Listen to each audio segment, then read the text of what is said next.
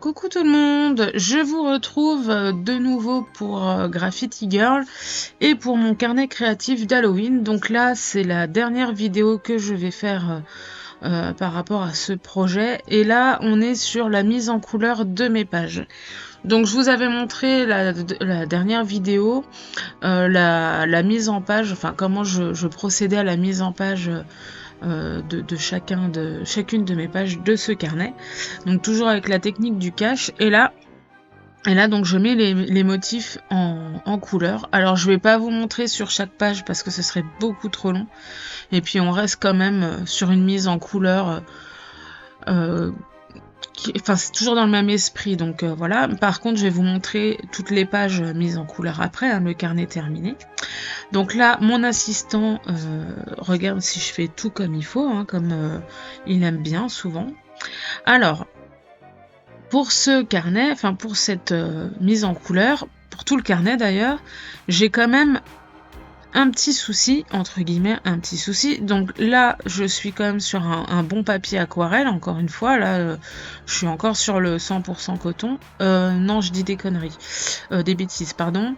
Je suis sur un papier 25% coton, Winsor & Newton, et puis le reste en cellulose.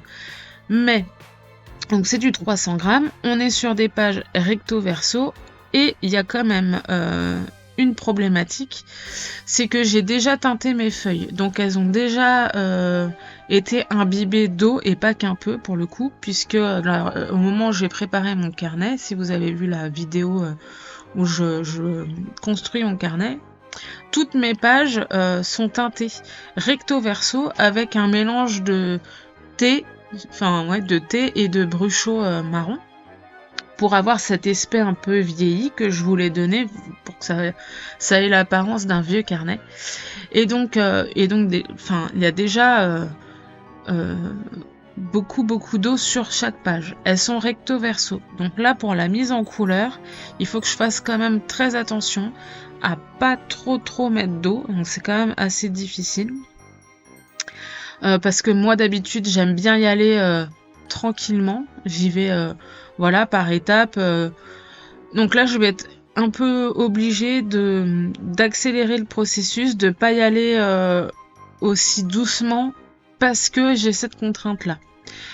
Cette première contrainte-là, j'en ai quand même une deuxième aussi, c'est les tamponnages. J'ai fait des fonds colorés, enfin des fonds n'importe quoi. J'ai utilisé le tampon manuscrit à plusieurs reprises, notamment, mais pas que celui-là, mais quand même beaucoup, avec de la Versafine claire couleur sable. Quand je passe de l'eau dessus aquarellée, et ben c'est pas que ça bave, mais en séchant ça va, ça se voit moins, mais quand j'ai passé la couleur dessus, ça faisait un peu épaissir les traits, ça faisait un peu baver, donc voilà, j'ai double contrainte là-dessus. Bon bah on découvre, hein. Mais ça me paraissait logique aussi, hein, puisque le papier a été quand même bien imbibé au départ, donc voilà. Donc après, rien de compliqué dans la mise en couleur, hein, je fais quand même à peu près comme d'habitude. Là en plus sur le verso de cette page là on a un papier, donc bon, à la limite je suis moins gênée. Je l'ai vu sur une mise en couleur que j'ai fait hors caméra, en regardant, enfin j'avais fait le recto, donc mise en couleur recto, j'ai fait la mise en couleur au verso, et là j'ai vu qu'il y avait des petits soucis. Voilà, le papier a beau être épais, c'est un petit peu transpercé, donc bon, j'ai dû tricher un petit peu après, mais ça s'est bien fait, mais quand même, ça aurait pu être un peu embêtant, arriver à la fin de mon carnet, de me planter un petit peu, pour un truc, voilà. Bon, après, rien de particulier, hein, on reste sur des couleurs d'Halloween. Bon, les citrouilles, c'est orange. J'aurais pu les faire un peu d'une autre couleur pour m'amuser un peu, mais je suis restée quand même assez logique sur ma mise en couleur. Donc voilà, rien de nouveau, rien de particulier, hein. Je peux pas vous dire plus de choses que ça. Donc là, ce qui est bien par contre, c'est que tout mon carnet était fait. Et j'ai quand même la meilleure partie à la fin, c'est de tout mettre en couleur. Donc ça, c'est quand même assez sympa. Là, j'ai pu faire ça sur plusieurs soirées où ouais, j'ai dû passer 2-3 soirées à tout mettre en couleur. Puisque la mise en page était déjà faite. Voilà, du coup c'est tranquille.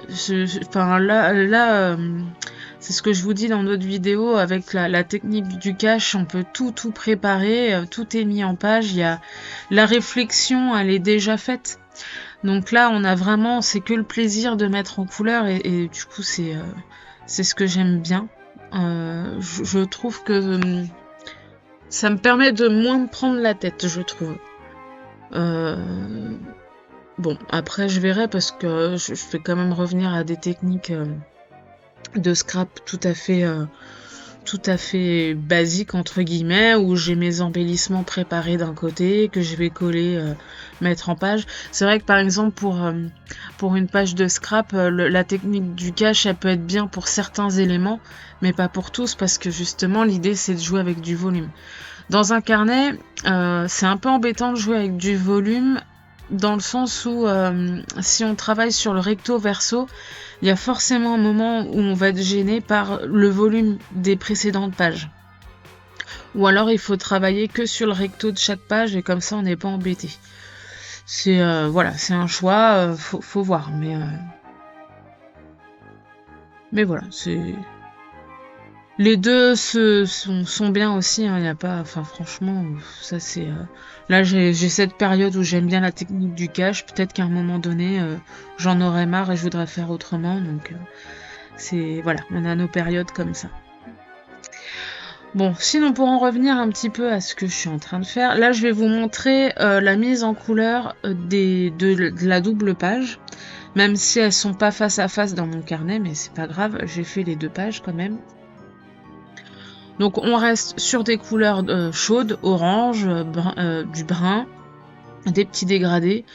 Je suis moins dans les détails que la plupart de mes mises en couleur, mais quand même un peu, puisque là on voit bien sur la citrouille, notamment celle que je suis en train de faire. Bon voilà, je veux quand même qu'il y ait un peu de profondeur, je veux quand même qu'il y ait du volume, donc si, je suis quand même dans le détail.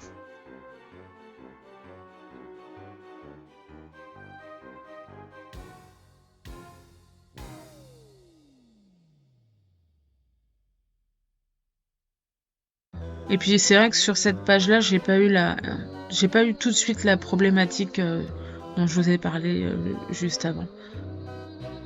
Puisque derrière, c'est vraiment, il n'y a pas de mise en couleur. Là, c'est vrai que je travaille sur un papier déjà gorgé d'eau, enfin qui a été gorgé d'eau, mais je retravaille que sur une face. Alors que sur d'autres pages, je suis recto verso, c'est là que c'est un peu plus embêtant.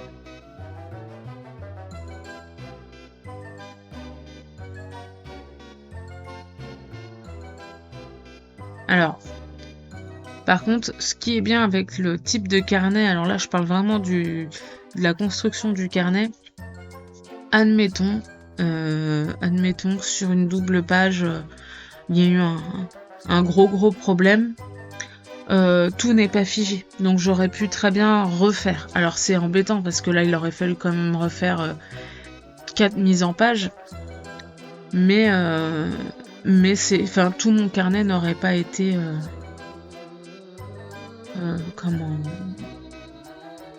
raté quoi. Enfin c'est vrai que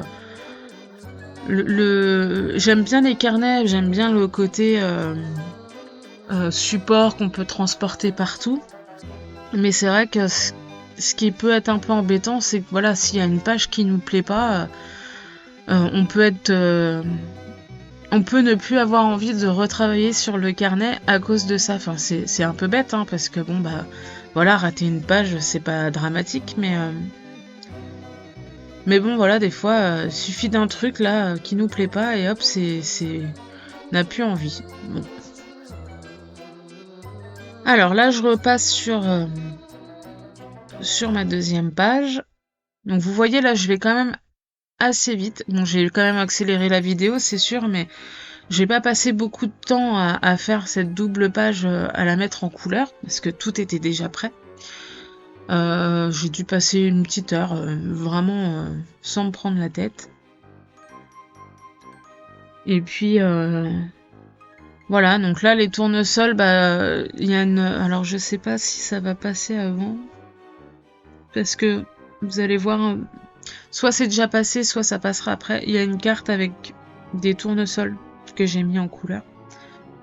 Donc soit elle est passée avant et vous aurez vu la mise en couleur parce que je la montre, soit vous verrez après. Et sur cette carte là, je vais être plus dans le détail, plus que là.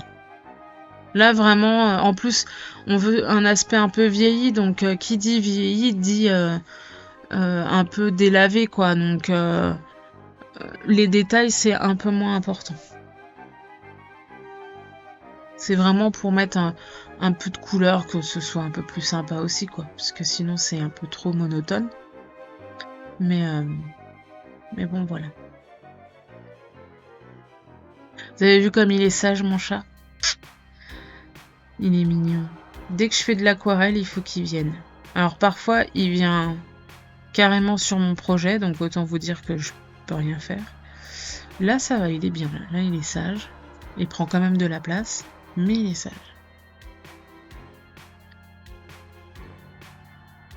Mais pour l'instant, il veut pas attraper mes pinceaux. Parce que je pense que alors, c'est des pinceaux Raphaël que j'utilise.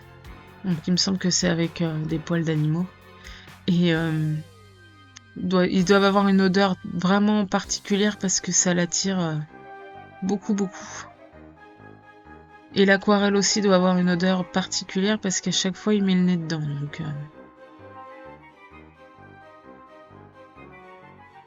Donc là, vous voyez, pour faire ressortir un peu mes fleurs, je veux mettre un peu de bleu violacé sur mon fond.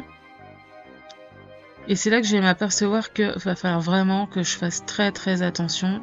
Là, je sais pas si vous voyez, faut peut-être zoomer.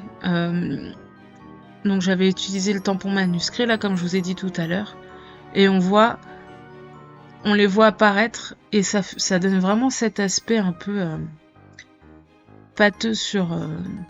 Du coup, les traits sont plus assez fins, mais ça c'est à cause de l'eau.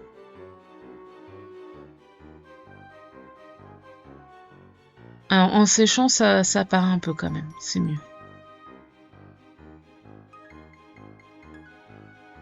Donc là, je fais pareil en dessous de mes citrouilles, hein, ça permet d'avoir plus l'impression qu'elles sont posées quelque part plutôt que d'avoir quelque chose qui vole. Et puis, j'ajoute un peu donc ce bleu violacé là. Je l'ajoute à mon fond, c'est vraiment pour casser un petit peu des teints bruns, orangés, qui permettent de contraster un tout petit peu, quoi. Apporter un petit truc en plus.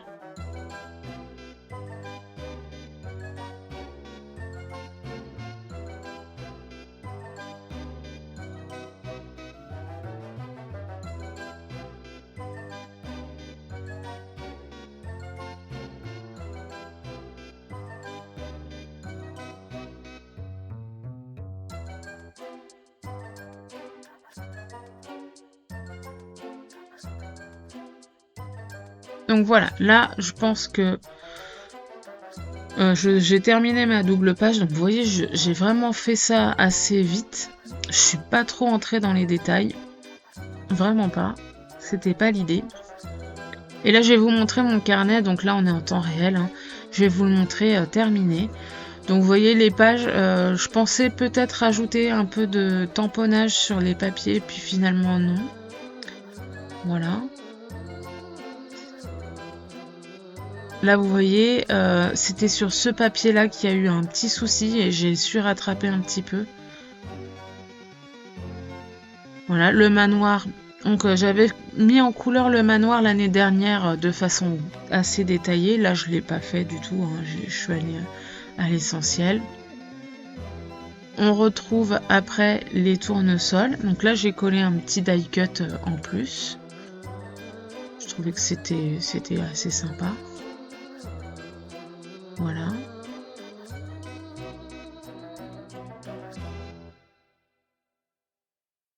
Donc c'est voilà, un petit carnet sympa d'Halloween. C'est aussi pour parfois on n'a pas les photos pour Halloween. Bon, bah, mes enfants commencent à être grands donc ils se déguisent pas forcément.